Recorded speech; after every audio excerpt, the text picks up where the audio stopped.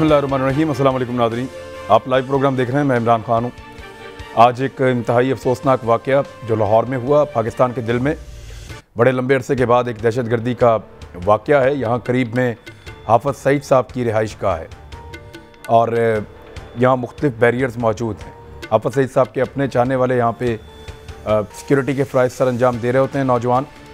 उसके अलावा एक सिक्योरिटी का दूसरा बंदोबस्त भी है, क्योंकि भारत पहले ही इस ख्वाहिश का इजहार कर चुका है कि वो एक ऐसा वाक़या कर सकता है जैसा अमेरिका ने एबटाबाद में उसामा बिन लादेन के हवाले से किया था, और उनके वहाँ पे भारत में ये ख्वाहिश बहुत बड़े पैमाने पर मौजूद है। और इस वाक़े की ज़िम्मेदारी पाकिस्तान में किसी ने कबूल नहीं की है। 3 अफराद जो है वो जाँ बहक हो गए हैं, शहीद हो गए हैं, जबकि 24 लोग ज़ख्मी हैं, जिनमें 8 शदीद ज़ख्मी हैं जिनकी हालत ख़तरे में है, जबकि 16 अफराद की हालत ख़तरे से बाहर है।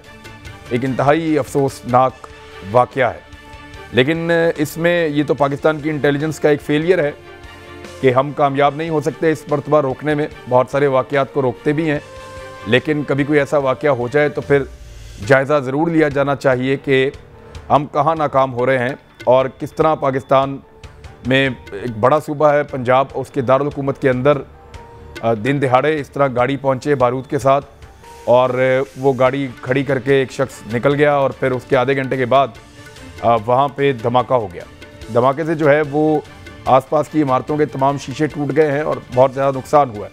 इसके असरात क्या होंगे, ख़ास तौर पे उस वक्त जब भारत एक ख़ास किस्म का प्रोपेगेंडा पाकिस्तान के ख़िलाफ़ कर रहा है, ख़ास तौर पे उस वक्त जब भारत मकबूजा कश्मीर में नए बंकर्स तामीर कर रहा है, ख़ास तौर पे उस वक्त जब भारत कश्मीर का लफ्ज़ ख़त्म करके रियासत लद्दाख और रियासत जम्मू के नाम से 2 नए इलाके बनाने जा रहा है, ख़ास तौर पे उस वक्त जब नरेंद्र मोदी मकबूजा कश्मीर की क़यादत के साथ एक भरपूर किस्म के मुज़ाकरात का आगाज़ करने जा रहा है, और उस वक्त जब नरेंद्र मोदी ने एक बहुत बड़ी इन्वेस्टमेंट और सरमायाकारी का रुख मकबूजा कश्मीर की जानिब मोड़ दिया है।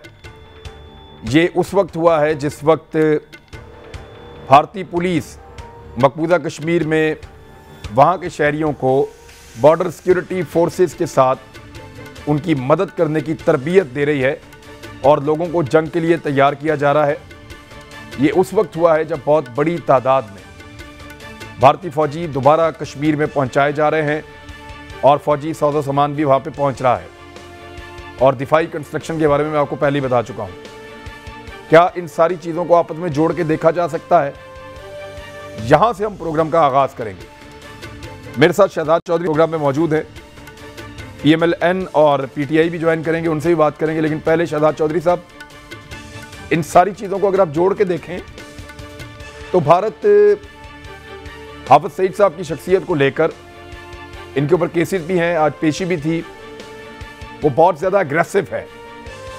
और फिर ये वाक़या होना और कश्मीर में तवातर के साथ नई डेवलपमेंट्स का होना, भारत तो ऐसा लगता है कि बहुत फ्रंट फुट पे है अपने मिशन को लेकर। जी बिल्कुल, देखिए अगर इसका हम हदफ हाफ़िज़ सईद ही समझें, जो कि चूँकि वो करीबी उनकी रिहाइश गाह है लेकिन वे वहाँ तक पहुँच नहीं पाए, तो इसके अपने कुछ मुज़मरात हैं कि अगर वो हदफ थे तो इस किस्म का हमला क्यों किया गया, यानी ऐसा हमला जो कि उससे शॉर्ट ही, अपने हदफ से शॉर्ट ही वक़ूफ़ पज़ीर हुआ और उसका असर जो था वो ना हो पाया या वो रिज़ल्ट ना हासिल कर पाए। तो फिर इसका मकसद क्या था? पहला सवाल तो ये एक हम छोड़े जाते हैं। लेकिन जो दूसरी बात है, 3-4 चीज़ें हो रही हैं इस वक्त, जैसा आपने जिक्र भी किया। एक तो कश्मीर के मामलात अंदरूनी मामलात हैं, फिर 24 तारीख को यानी कल के दिन में एक दिल्ली के अंदर एक कश्मीर के ऊपर कॉन्फ्रेंस है।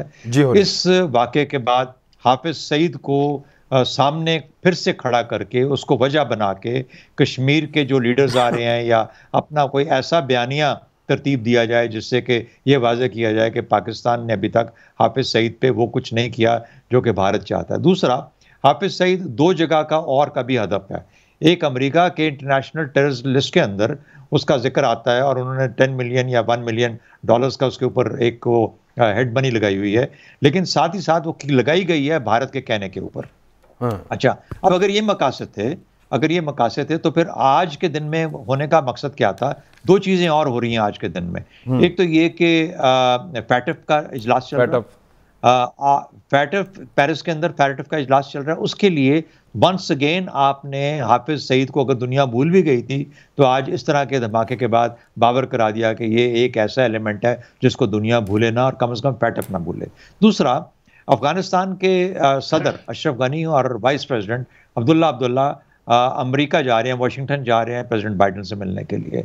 क्या ये भी पैगाम है उनके लिए, शायद आज ही के दिन में या कल के दिन में, जिसके अंदर की ये कोशिश है कि ये साथ पैगाम लेते जाएं कि हाफिज सईद का मामला अभी तक पड़ा हुआ है। तो जब ये जाएंगे तो क्या रीइंफोर्स करेंगे उस बयानिए को जो कि पाकिस्तान के खिलाफ अफगानिस्तान से तबातर के साथ निकलता आ रहा है? तो मुझे ये लगता है कि 3-4 इसके मुख्तलिफ जोते हैं जब इसको एनालाइज करते हैं। ये सिर्फ और सिर्फ अगर हाफिज सईद को ही निशाना बनाना होता तो इस किस्म का हमला ना किया जाता। इस किस्म का हमला सिर्फ ये बताने के लिए किया गया कि दुनिया में बावर कराने के लिए कि हाफिज सईद के ऊपर अभी जो इशू है वो ओपन है और पाकिस्तान की जिम्मेदारी उसके ऊपर अभी भी बनती है। तो ये पाकिस्तान उसको कैसे मैनेज करेगा, हमारे पास जवाबात हर चीज़ के हैं, लेकिन बाहर सूरत इंडिया की तरफ से या किसी जिसने भी हमला किया, मेरी नज़र में इसकी ये 3-4 मुख्तलिफ जो होते हैं जिसमें इसका असर आ रहा है। देखिए, हाफिज सईद सर आसान टारगेट तो है नहीं, उनका अपना सिक्योरिटी का उनका एक है, वो कोशिश करते हैं मैक्सिमम उसको जो किया जा सके। उसके अलावा स्टेट भी ये समझती है पाकिस्तान की कि भारत एक एडवेंचर कर सकता है जिस तरह अमेरिका ने किया था, और भारत की ये ख्वाहिश भी है। तो हमें तो ऐसा लग रहा था कि शायद टारगेट अचीव नहीं हुआ, लेकिन आपने जो टारगेट्स बताए थे वो हाफिज सईद साहब के साथ जुड़े हुए जरूर हैं, लेकिन हाफिज सईद साहब नहीं हैं। एग्जैक्टली मैं यही बताना चाह रहा हूं कि हाफिज सईद साहब तक पहुंचना, तो हाफिज सईद तक तो पहुंच तो कोई नहीं सके। इस किस्म का हमला अगर किसी को हदफ बना के करना था तो तरीका नहीं है करने का, किसी को हदफ बनाने का। जो करना चाहते हैं उनके लिए रास्ते मुख्तलिफ होते हैं, मुख्तलिफ तरीके होते हैं। मुझे यूं लगा कि जैसे इसका जो मकसद है वो ज़्यादा जनरलाइज्ड है, ज़्यादा ब्रॉड है, और कम से कम 3-4 जगहों पे इसका पैगाम लेके ये लोग गए हैं। तो इसलिए मुझे ये वो पॉइंटेड टारगेट जो ये नज़र दिखाना चाहते हैं वो नहीं था। It is not something that is gone और आया ये गलत हो गया काम, ये वो नहीं है। मकसद ही गालिबन ये 3-4 जगहों पे पैगाम पहुंचाना था। हाँ, अगर उसके अंदर कुछ मिल जाता तो वो एडिशनल बोनस होता, लेकिन आपको पता है कि हाफिज सईद साहब जो है वो जाहिर है कि उन तक पहुंच इतनी आसान नहीं है।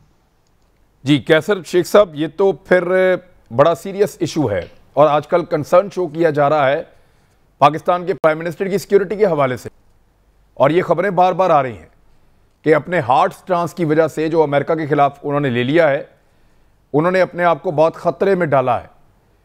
तो हम दोबारा एक ऐसी सिचुएशन में जाते हुए दिखाई दे रहे हैं जिसमें से हम बहुत मुश्किल से निकले थे, और अपने आप को इससे दूर कैसे रखा जा सकता है इस किस्म की तमाम चीज़ों से? हाँ इमरान खान, ये आप दुरुस्त कह रहे हैं कि ये बड़ा सेंसिटिव इशू है। जो कुछ इमरान खान साहब ने कह दिया बड़ा बोल्डली कि हम अमेरिका को अड्डे नहीं देंगे, तो इसीलिए तो मैं बार बार हर अपने प्रोग्राम में यही कह रहा हूँ कि इसमें तो पूरी पार्लियामेंट के पास ये रखें। देखिए वो जिम्मेदारी जो है पूरा मुल्क ले सकता है, ये इतनी बड़ी जिम्मेदारी है। इस वक्त ये इतना सेंसिटिव इशू है। आपको याद होगा कि एक वक्त में हमारे फौजी हुक्मरान को टेलीफोन आया था कि हम आपको पत्थर के दौर में पहुंचा देंगे, तो फौरी तौर पे हमने एक्शन ले लिया। तो ये चीज़ें जो है इसी तरह इमरान खान सर, डिक्टेटर तो कमज़ोर होता है ना सर, उनके साथ हूँ। पार्लियामान तो पूरे मुल्क की आवाज़ होती है, डिक्टेटर तो कमज़ोर होता है। तो यही तो मैं कह रहा हूँ कि सारी जिम्मेदारी ये भी तो अभी इन्होंने डिक्टेटरशिप वाली बात की है ना। देखिए ना, ये तो पार्लियामेंट के ऊपर जिम्मेदारी आनी चाहिए थी और पूरी पार्लियामेंट को थ्रेडबेयर डिस्कस करना चाहिए था। अभी तक हमें तो पता ही कुछ नहीं है, बाहर से प्रोग्रामों में और आप लोगों से सुन रहे हैं, तो ये चीज़ आनी चाहिए। देखिए ना, हमारे वक्त में, मुस्लिम लीग के वक्त में, जब सऊदी अरेबिया ने हमसे कहा था कि यमन में उनकी वो सपोर्ट की जाए, तो पार्लियामेंट के पास किसा गया था, तमाम कई दिन थ्रेडबेयर डिस्कस हुआ, और आखिरकार हम, क्योंकि एक कोई वज़ीर आज़म या कोई हेड ऑफ गवर्नमेंट ये जिम्मेदारी नहीं ले सकता, और ना ही उसको इस तरह मेरे ख्याल में, क्योंकि ये इस वक्त तो देखिए ना, हमने बजट पेश किया है बजट में हमने जो दिया है बहुत ज़्यादा हमने नेट टैक्सेस हम कहते हैं रेवेन्यू हासिल होगा और हम IMF से भी लेंगे, इमदाद लेंगे। लेकिन IMF ने तो कहा है कि हम 2-3 महीने बाद रिव्यू करेंगे। फिर FATF की पाकिस्तान ने बल्कि ऑफर भी दे दिया कि 2 महीने के बाद अब रिव्यू कर लें। तो मतलब जी जी करें, बेशक हम तो कह रहे हैं, लेकिन जब तक हम उनकी ये जो बजट आया है ना, हमने ये समझ के किया है कि वो रिव्यू करके हमें परमिशन देंगे और हमें हमारे साथ होंगे। इसीलिए हमने इतने वाफिर मकदार में फ़ंड जो है वो हमने जो है रखे हैं डेवलपमेंट के लिए भी। तो अब देखिए ना, एक तरफ तो अमेरिका और इंडिया का गठजोड़ है और दूसरी तरफ ये अफ़गानिस्तान में भी जो हुकूमत है वो अमेरिका के साथ है। हमने अपना डिफेंस बजट कम कर दिया है। मुझे बताइए कि हमारा डिफेंस बजट जो है $10 अरब से $9 अरब हो गया इस बजट में जो हमने देखा है। और इंडिया का बजट बढ़ रहा है, वो $70 अरब हो गया। हमारे वक्त में, मुस्लिम लीग के वक्त में इंडिया $65 अरब था और हम $10 अरब से डिफेंस बजट तो 6.5 गुना था। आज वो 7.5 गुना हो गए हैं। तो अभी बताइए कि इन हालात में हमें तो चाहिए कि इसको हमें बड़ा थ्रेट है, क्योंकि हर जगह हमारे दोनों तरफ हमारे मुखालफे, अगर हमने इस तरह का स्टैंड लेना है और जो कुछ अफ़गानिस्तान में जो हालात बन रहे हैं उसमें तो अभी मौजूदा हुकूमत अब्दुल्ला और अशरफ गनी साहब वहाँ पे जो हैं वो तो पाकिस्तान के बड़ी मुखालफत कर रहे हैं। तो अगर दोनों तरफ हमारे दुश्मन या मुखालिफ होंगे और फिर हम अपना डिफेंस बजट कम कर रहे हैं और हम एक तरफ हम तवक्को कर रहे हैं कि FATF से हट जाएंगे, ये सारे मामलात को अल्लाह करे ठीक ठाक हो जाए या जिस तरह हमें कोई यकीन दहानियाँ कराई जा रही हैं उस पर अमल हो। लेकिन ये तमाम चीज़ें किसी एक शख्स को भी, फॉरेन मिनिस्टर हों या प्राइम मिनिस्टर हों, उनको सबसे मशवरा करके अनाउंस करना चाहिए। बिल्कुल वो शहजाद चौधरी साहब आप क्या कहते हैं? मैं समझता हूँ कि हमें इन हालात में अड्डे जी शहजाद चौधरी साहब, आप क्या समझते हैं कि पार्लियामान का रोल इंपॉर्टेंट तो हो सकता है, लेकिन मामला इतना आसास है कि अगर इस वक्त अमेरिका के साथ खड़े होते हैं तो उसका अलग नुकसान है, उससे दूर खड़े होते हैं तो उसका अलग नुकसान है। आपको 2 में से एक नुकसान चूज करना है, ऐसा लगता है। मेरा ख्याल है कि देखिए, जब भी कोई भी गवर्नमेंट पार्लियामेंट के पास जाती है तो उसका जो बोझ होता है वो फिर शेयर हो जाता है, वो हल्का हो जाता है, क्योंकि पार्लियामेंट वो बोझ उठा लेती है, जो गवर्नमेंट को अकेले बोझ नहीं उठाना पड़ता। हालांकि जिम्मेदारी किसी भी सिटिंग गवर्नमेंट की होती है कि फॉरेन पॉलिसी हो या कोई इस किस्म के जो डिसीजंस होते हैं उसकी जिम्मेदारी वो जो सिटिंग गवर्नमेंट होती है उसके ऊपर होती है। फॉरेन पॉलिसी पे एक ब्रीफिंग दी जा सकती है पार्लियामेंट के अंदर और फिर पार्लियामेंट अपनी रेजोल्यूशन दे सकती है उसके ऊपर कि वो एग्री करती है, डिसएग्री करती है, पॉलिसी में इनपुट देती है। यही मकसद होता है पार्लियामेंट का। जब यमन का मामला हुआ तो इतना गंभीर और इतना क्या कहना चाहिए क्रिटिकल मामला था कि उसमें सिर्फ नवाज शरीफ साहब खासतौर पे अपने उन तल्लुकात की वजह से जो कि उनके सऊदी अरेबिया के साथ थे और बहुत करीबी थे और पाकिस्तान के करीबी तल्लुकात थे, उन्होंने ये बोझ जो था अपने ऊपर लेने की बजाय पार्लियामेंट को दे दिया। अगर इमरान खान साहब चाहें और चाह सकते हैं तो आज भी ये काम हो सकता है। देखिए, अभी तो शुरुआत है, ये प्रेशर कहाँ तक जाता है, कहाँ पहुंचेगा, और हो सकता है कि इस गवर्नमेंट को भी आके पार्लियामेंट के ऊपर शेयर करना पड़े और ये बोझ उन पे डालना पड़े कि आप मेरे साथ खड़े हो जाइए। Let there be a consensus in the parliament के जी हम अमेरिका को बेसिस नहीं देंगे और ये हमारी पॉलिसी है। मेरे ख्याल में जिसके ऊपर तकरीबन एक पॉलिटिकल पार्टीज के थ्रू कंसेंसस है। अच्छा, मैं शहजाद साहब आपसे अगर एक चीज पूछूं अगर आपसे, ये सवाल तो उठाया जा रहा है कि पाकिस्तान अमेरिका को अड्डे देगा या नहीं, लेकिन तीनों मेरे पास एक इंफॉर्मेशन आई, उसमें यह है कि अमेरिका ने अभी तक बराह रास्त अड्डे मांगे ही नहीं हैं। हम तो नहीं दे रहे, वो तो एक अलग बात है, उन्होंने अभी तक बराह रास्त पाकिस्तान से अड्डे मांगे ही नहीं हैं, वो सिर्फ चेक कर रहे हैं पाकिस्तान को। अब जब मांगे ही नहीं है तो पार्लियामेंट में डिबेट क्यों हो उस पर? जी एग्जैक्टली, ये आपकी बात थी, एक खबर भी थी इसके ऊपर जिसमें ये जिक्र किया गया कि हम अड्डों में इंटरेस्टेड हैं, लेकिन उन्होंने ये नहीं कहा कि हम पाकिस्तान के साथ अड्डों में इंटरेस्टेड हैं। लेकिन उनका जो NSA था, जब उसकी हमारी नेशनल सिक्योरिटी एडवाइजर से मीटिंग हुई तो उसने कहा कि बड़ी पॉजिटिव डिस्कशन रही। अब पॉजिटिव डिस्कशन अड्डों के हिसाब से रही और मामलात के हिसाब से रही, के सपोर्ट के हिसाब से रही कि आपके विड्रॉल में सपोर्ट, इसकी क्लैरिफिकेशन ना हमारी NSA ने दी ना उनके NSA ने दी।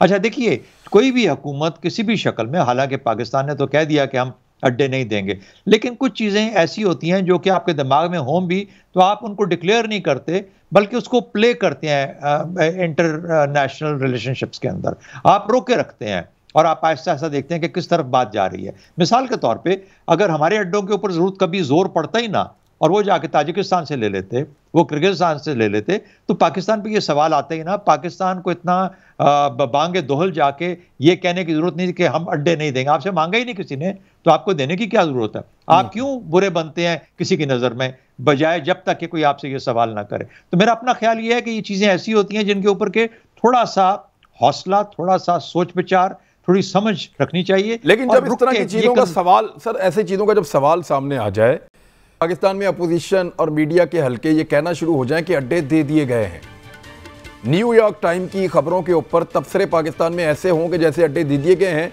और उस खबर को आप न्यूयॉर्क टाइम की पूरा शुरू से एंड तक पढ़ लें और उसमें कहीं ना लिखा हो कि अड्डे दे दिए गए हैं, लेकिन आप उसका उर्दू तर्जमा पाकिस्तान में ऐसे करें कि अड्डे दे दिए गए हैं, तो इसकी एक बड़ी पॉलिटिकल कीमत होती है पाकिस्तान जैसे मुल्क में। और फिर सवाल सामने आए तो प्राइम मिनिस्टर को जवाब तो देना पड़ेगा। सर ब्रेक के बाद बात करते हैं, तो एक ब्रेक लेने वापस आ रहे हैं अभी आते। वेलकम बैक नाजरीन, हमारे साथ अभी हुकूमत की जानिब से एजाज चौधरी साहब मौजूद हैं, सेनेटर एजाज चौधरी पाकिस्तान तहरीक इंसाफ से। मैं चाह रहा हूं कि उनसे मैं राय लूं, क्योंकि यहाँ करीबी उनकी भी रिहाइशगाह है और वो इस सारे एरिया को और इस सारे सिनेरियो को समझते हैं।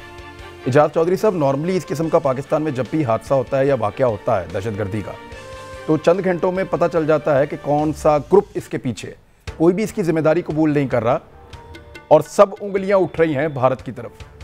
गवर्नमेंट के पास क्या है हमें बताने के लिए? बहुत शुक्रिया इमरान भाई। असल में आप देख रहे हैं कि एक अरसा दराज से भारत जो है ना, वो बहुत ज़्यादा आलमी दबाव के तहत चला गया है, और आलमी दबाव के अलावा उसको अपने पूरे यानी अपने अवाम का भी शदीद तरीन दबाव है, और उसका ये हमेशा से एक खासा रहा है कि जब वो बैनुल अक़वामी या अपने यानी मुल्की अवाम के दबाव के तहत आए तो वो उसको शिफ्ट करता है किसी न किसी तरीके से। चुनांचे मैं समझता हूँ कि ये उसी का किया धरा है, और इसके पस मंजर में अगर आप देखें तो जो 4 जुलाई को फौरी तौर पे अमरीकी अफवाज जो हैं, मैं समझता हूँ अबंडन करके जा रही हैं, और ये एक एक्शन रिप्ले हो रहा है। और तहरीक इंसाफ के सरबराह और वजीर आजम जो हैं मुतनब्बे कर रहे हैं एक लंबे अरसे से कि ये इस तरह छोड़ के यकलख्त न जाएं, यहाँ पर कोई अरेंजमेंट करके जाएं। यानी ये अमेरिका का ऐसा तरीकाकार है कि उसने आधी दुनिया अपने इस तरीके की वजह से तबाह बर्बाद कर दी है कि जब वो आता है तो पूरे लाओ लश्कर के साथ जाता है। अब शिकस्त खाई है तो इस तरह पाँव जो है सर पे रख लिए हैं और यहाँ से भाग गया है। और आपने उसका यानी अफगानिस्तान का भी एक जो फॉल बैक है वो भी आपके सामने है, और इसमें मौका है भारत को इंट्रीग करने का। और जो उन्होंने असल में इसका जो स्पॉट है ना, वो आप देखिए, उन्होंने हाफिज मोहम्मद सईद साहब एक जय्यद आलिम दीन है और बड़ी काबिल एहतराम शख्सियत है, मैं बहुत खुले अंदाज में आपकी खिदमत में अर्ज कर रहा हूँ। और उनकी रहायशगाह के कुर्ब में उन्होंने एक दहशत फैलाने के लिए इसे खड़ा किया।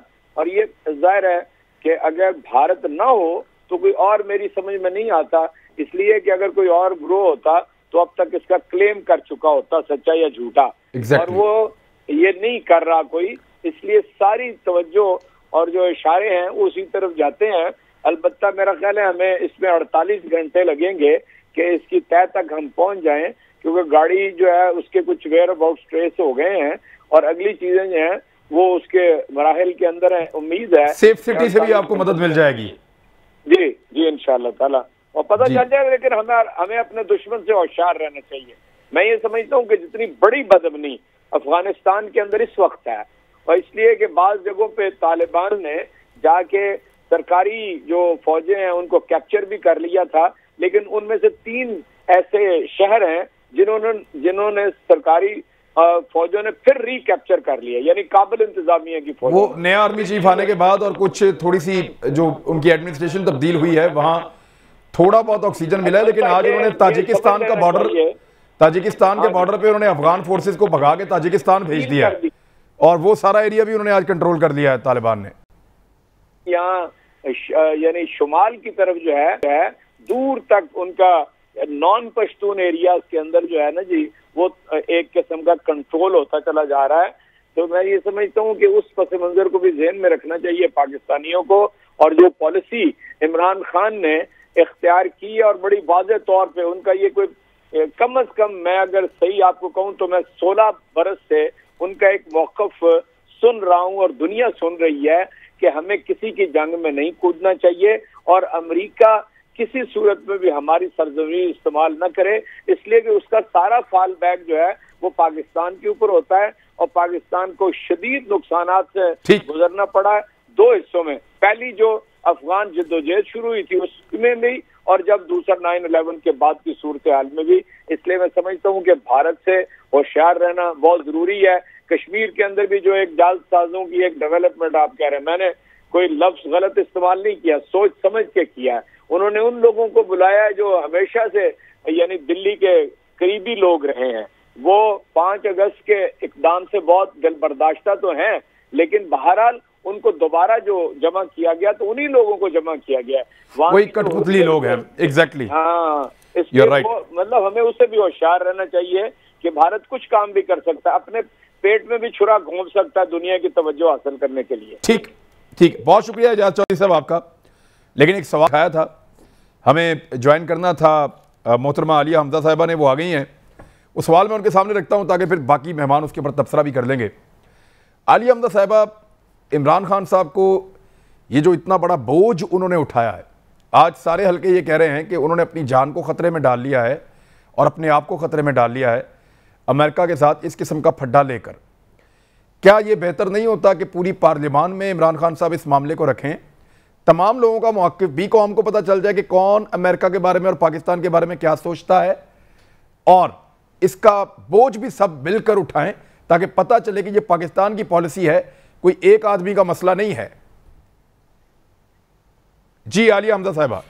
थैंक यू इमरान साहब, और once again I am extremely sorry कि सेशन चल रहा था और सेशन के अंदर से निकल कर आना पड़ा और ये कंटिन्यू रहेगा रात तक। आई एम एक्सट्रीमली सॉरी कि नो प्रॉब्लम। हाँ जी, सबसे पहले तो आपने ये बात की जी, सबसे पहले तो आपने ये जो बात की है, मैं आपको ये बता दूं कि खान साहब की तो सारी जिंदगी इसी तरह के रिस्क लेते हुए गुजरी है, लेकिन मुझे अपने लीडर पर फख्र है और मुझे ये फख्र है कि मैं उस लीडर को फॉलो कर रही हूं जो अमेरिका और इस्राइल की आंखों में आंखें डालकर बात कर सकता है, जो अमेरिका को डू मोर के जवाब में कह सकता है एब्सोल्युटली नॉट। मुझे फख्र है कि आज मेरी सरजमीन, और ये जो मुझे मतलब मैं बहुत से लोगों को इस पे ये पैगाम भी देना चाहती हूं, वो लोग जो जब सेक्रेटरी ऑफ स्टेट कॉल किया करता था तो उसकी एक कॉल पर फौजी अड्डे दे दिए जाते थे, जहां पर आप सिर्फ ये देखें कि ये कहा जाता था कि ड्रोन अटैक्स का डैमेज पाकिस्तान को होगा, तो हंसकर कह दिया जाता था कि ड्रोन अटैक्स का डैमेज हमारे लिए कोई, वी डोंट बॉदर इट। या यहां पर कह दिया जाता था कि एक जिसे कह दे कि एक विजिट के ऊपर या एक थपकी के ऊपर मेरा कारगिल रखकर और मेरे जो इतने फौजी वहां पर मर जाते थे वो प्लेट में रखकर दे दिया जाता था। तो आज मैं फख्र से ये कह सकती हूं कि पाकिस्तानी अपनी मां का सौदा डॉलर्स के बदले नहीं करते। मेरे ख्याल में पाकिस्तान खान के साथ, प्राइम मिनिस्टर इमरान खान साहब के साथ आज ऑपोजिशन खड़ी हो ना हो, आज वो लोग खड़े हो ना हो जिनके मफादात है अमेरिका के साथ, जिनके मफादात बैरूनी मफादात है, जिनकी जो जायदादें हैं वो 7 बरे आजमों में, लेकिन मेरा लीडर, उसके साथ ये पूरी कौम खड़ी है और पूरी कौम को इस बात पर फख्र है कि प्राइम मिनिस्टर इमरान खान ने एक सॉलिड स्टैंड लिया है और उन्होंने अमेरिका को कहा है कि मेरे साथ जो हो चुका है, हम 70,000 जानों का नजराना पेश कर चुके हैं, हमारे जानों के साथ साथ जो हमारी ट्रेड का हमें नुकसान हुआ है, जो हमें एज ए नेशन नुकसान हुआ है, आज हम उस नुकसान के मुतहम्मिल नहीं हैं। खान साहब से भी अगर आप ये पूछेंगे या कोई भी पूछेगा तो खान साहब ये कहेंगे कि मेरी जान भी चली जाए तो मुझे इस चीज की परवाह नहीं है। अल्लाह मियां मेरे प्राइम मिनिस्टर को लंबी जिंदगी दे, और मैं सिर्फ ये समझती हूं कि आज पाकिस्तानी पहली दफा सर उठाकर चलते। देखिए, आप जिस मोमेंटम में आई है ना, जिस ऐवान से आप उठकर आई हैं, एक जज्बाती तकरीर तो आप बहुत अच्छी कर रही हैं। देखें, ये बात आपकी बिल्कुल ठीक है, लोग इसको अप्रिशिएट भी कर रहे हैं और पॉलिटिकली इमरान खान साहब को इस पे माइलेज मिलेगा भी, लेकिन सवाल मेरा था थोड़ा सा दानिशमंदी वाला कि पॉलिटिकल लोग हैं, तरीके से हैंडल करें, आपने दुनिया को मैनेज करना है, उनके साथ जंग थोड़ी करनी है। इमरान खान साहब ने जो कहना था वो कह दिया, अब इसका बोझ सबके पलड़े में थोड़ा थोड़ा डाल दें, कोई एक्सपोज हो जाएगा, कोई बोझ उठा लेगा, तो ज़रा दुनिया को ये पता चलेगा कि ये सारे इकट्ठे हैं, उसका इम्पैक्ट भी ज़्यादा हो जाएगा और इमरान खान साहब सिंगल आउट भी नहीं होंगे। खान साहब, मेरे से ज्यादा आप इस ऑपोजिशन को भी समझते हैं और मेरे से ज्यादा आप प्राइम मिनिस्टर इमरान खान साहब को भी समझते हैं। और जब कौम किसी के साथ होती है, और दूसरी चीज है, हमें पॉलिटिकल माइलेज नहीं चाहिए। मैं ये समझती हूँ as a Pakistan Tehreek Insaf worker, as a prime minister Imran Khan sahab के फॉलोअर के, जितना मैं उनको समझती हूँ, वो जो फैसला करते हैं वो आइंदा आने वाली जनरेशन के लिए करते हैं, वो पॉलिटिकल माइलेज के लिए नहीं करते हैं। दूसरी जो ये चीज है, ये ऐवान ऐवान से मैं आज उठकर आई हूं, यकीन माने मेरा एतबार तब उठ जाता है कि जब हम कश्मीर पर बात करते हैं तो वहां प्रोडक्शन ऑर्डर्स पर बात होती है। मेरा ईमान तब उठ जाता है उन लोगों से कि जब हम उनसे फेटअप के लिए कानून साजी पर बात करते हैं तो वो 37 में से 35 पॉइंट्स ले आते हैं और कहते हैं हमें एनआरओ दे दो। देखें, ये बात है मेरी मां की धरती, मां के सौदे की। देखें, आज तक इन लोगों की रियलिटी ये है कि ये धरती मां का सौदा करते आए हैं, चाहे हवाई अड्डे देने की बात हो, चाहे कारगिल की जंग की बात हो, चाहे डॉन लीक्स की बात हो या ड्रोन अटैक्स की बात हो। ये हर दफा तो उनके आगे घुटने टेक कर आते हैं, ये हर दफा तो डू मोर करते। ठीक है, मैं आपका तकरीबन आपका जवाब में समझ आ गया है। मैं एक जी प्लीज जल्दी से बोलें। मैं अपनी मां का सौदा इनके हाथों में देने को तैयार नहीं हूं।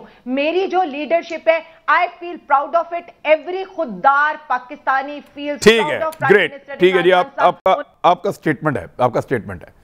मैं जरा थोड़ा शहजाद चौधरी साहब ने आपके आने से पहले एक बात की थी।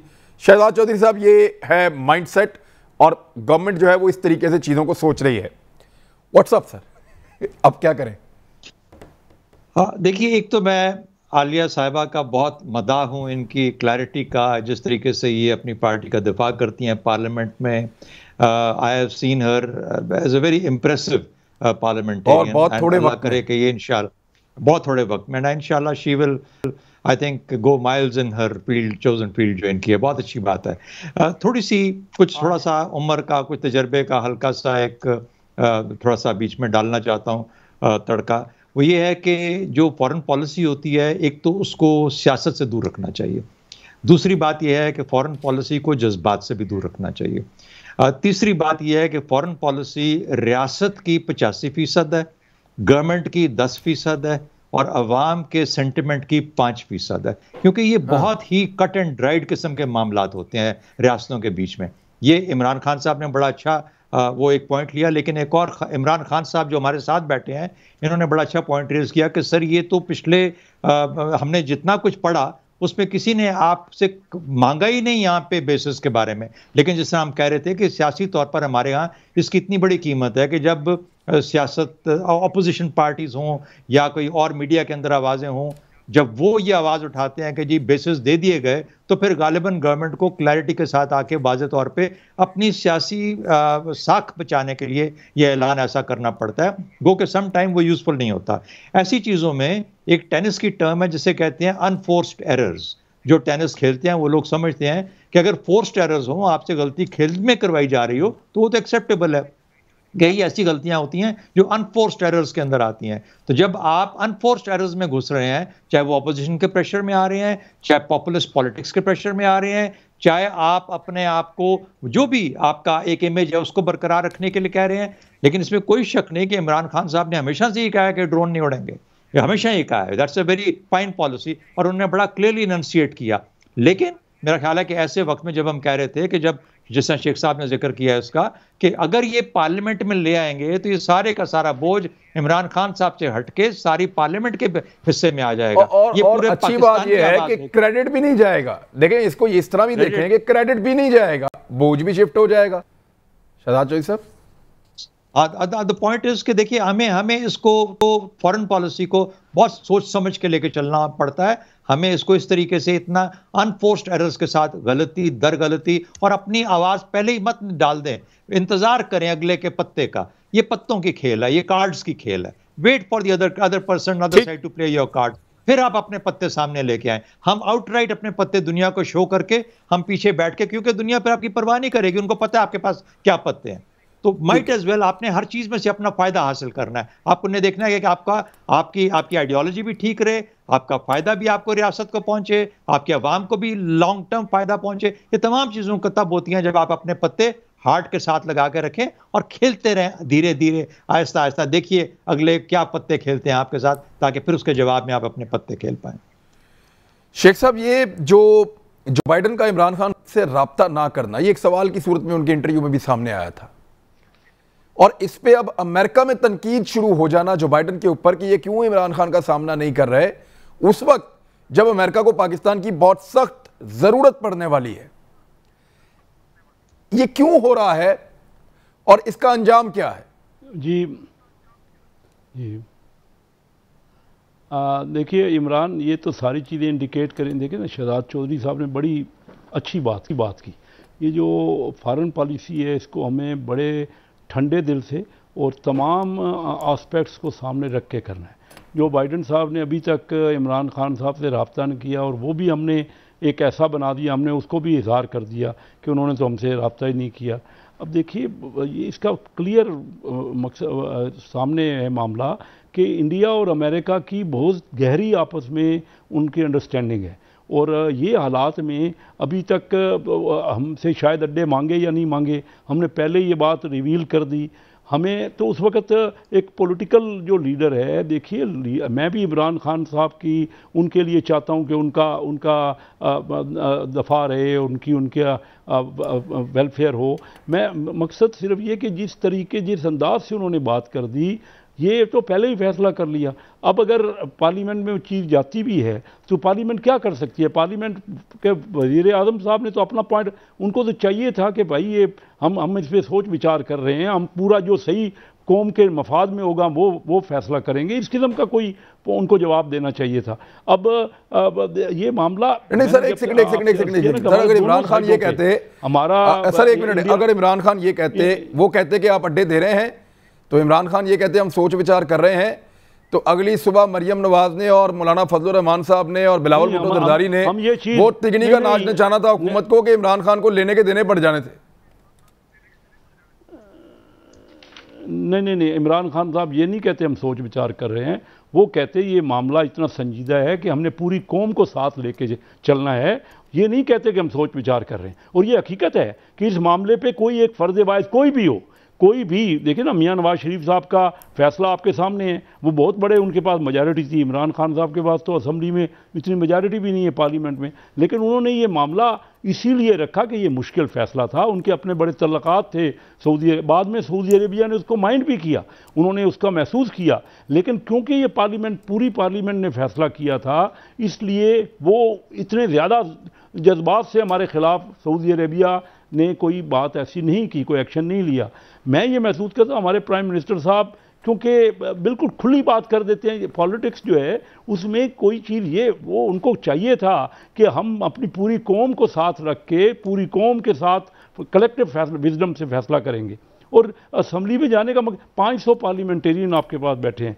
आलिया हमदा साहबा ने बड़ी जज्बाती बातें की, ये ठीक है। हमारे यहाँ ज़्यादातर जो मेंबर हैं ना, हम देख रहे हैं वो 2-3 लीडरों का सिर्फ उनकी खुशनुदी हासिल करने की बातें कर रहे हैं। ठीक है, बहुत बड़े लीडर हैं, तमाम लीडर बहुत बड़े लीडर हैं, हमें उनको सपोर्ट भी करना है अपने अपने लीडर्स को, लेकिन देखिए मामलात को जब तक हम उनका मुशीर क्यों रखते हैं, और एडवाइस जो है वो जरूरी होती है। कोई एक भी शख्स अकले कुल नहीं होता, और वो फैसले भी सिंगली कोई भी नहीं कर सकता। जो पिछले और जमहूरियत भी यही है, पार्लियामान में आए लोगों के मुंतखब नुमाइंदे हैं, उनको फैसला करने का हक है। एक ब्रेक लें, ब्रेक से वापस आते हैं फिर। वेलकम बैक नाज़रीन, मेरे पास बहुत मुख्तसर वक्त है। मैं क्विकली पहले शहजाद चौधरी साहब से, सर जो बाइडन का राब्ता ना करना इमरान खान से क्या समझ आती है, क्विकली सर?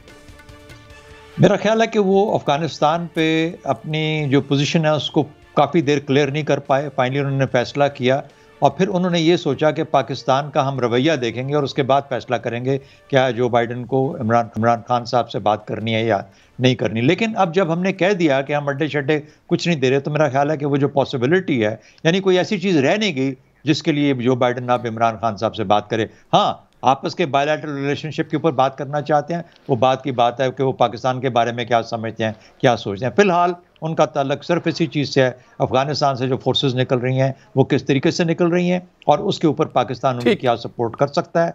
पाकिस्तान ने पोजीशन ले ली, ड्रोन के लिए कोई अड्डा नहीं है, कोई अड्डा नहीं देंगे। अब जाहिर है कि कुछ बीच में गैप आ जाएगा जब तक कि पाकिस्तान यूएस के ताल्लुकात बायलैटरली डिफाइन नहीं हो। जी आलिया हमजा साहिबा।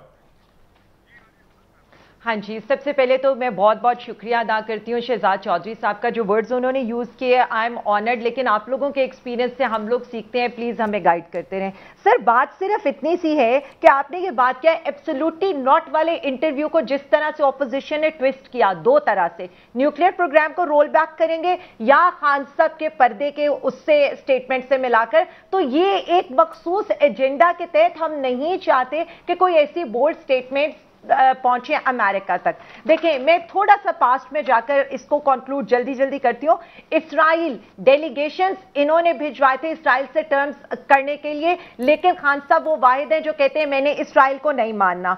मोदी हिंदुआता उसकी जहनियत पूरी दुनिया में आरएसएस नाजी से खान साहब ने मिलाई। ये लोग आज तक उसको साड़ियां या आमों की पेटियां देते रहे। तो आप जब हमें ये कहते ना हम ऑपोजिशन पर भरोसा करें, खान साहब कहते रहे 20 सालों से वो ये कह रहे हैं कि हमारा अमेरिका के साथ सिर्फ एक ही ताल्लुक हो सकता है, वो बराबरी पर हो सकता है। बात तो बड़ी लंबी है और बात बहुत जरूरी है, अपोजिशन की भी बात सुननी थी, लेकिन वक्त बहुत कम है और थोड़ा सा मैनेज नहीं हो पाया आज। लेकिन दोबारा प्रोग्राम में इंशाल्लाह डिटेल में बातचीत करेंगे। अब तक के लिए इतनी, अपना ख्याल रखिएगा। अल्लाह हाफ़िज़।